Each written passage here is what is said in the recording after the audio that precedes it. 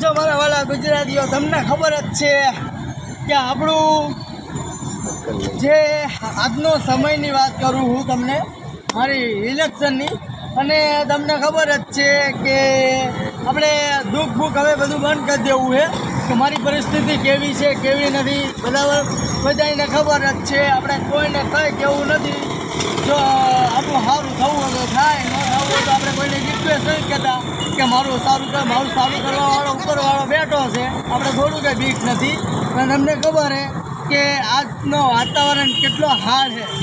અને હું તમને એમ લાગે કે મારો ચહેરો એવો છે, તમને એમ લાગે કે આશીષ દાંત કાઢે, હું દાંત કાઢતો, હું વાત એવી રીતના કરું અને મારો ચહેરો એવો છે. અને મારું રિલેક્શન જો તો બાકી મારું રિલેક્શન કેવું છે, અત્યારે આ બાજુ ઊભો જ છું. મારું ઘર જ છે, આ સલકરીની મારું ઘર છે, મારું પૂરો પાય છે, આ બધું મારું ઘર જ છે.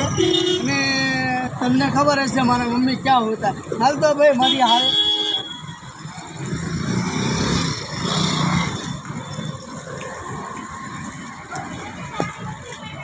મારા મમ્મી ત્યાં હોતા હોય સમજ્યા. આજે એના ગોદમાં એની હાડી છે અને એક નાનો ચાદર છે, અહીંયા હોતા હોય બરાબર.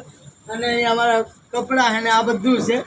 અને હું ગેરેજમાં જઉં જ છું, તમને બધાને ખબર જ છે, નથી ખબર એવું નથી, પણ મારો પાકો ઇલેક્શન દેવાનું છે. જે આપણે જિંદગી જીવી આવી ત્યાં જીતા આવી કંઈ વાંધો નથી, પણ આ પબ્લિકને એક શો બતાડવાનું, આ હકીકતની કહાની છે, પણ આ પુરવાર કરવાનું છે.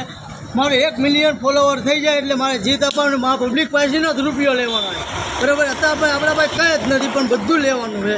એટલે જેટલો બને એટલો શેર કરો 10 જણાને. વચ્ચે મેં કીધું હતું, એટલે 2-3 દી પહેલાં જ કીધું હતું કે બ્લોગમાં કે મારે મિલિયન ઉપર આઈડી થવી જોઈએ, પણ મિલિયન ઉપર થઈ નથી. કાંઈ વાંધો નહીં, આપણે રિક્વેસ્ટ નથી કરવી.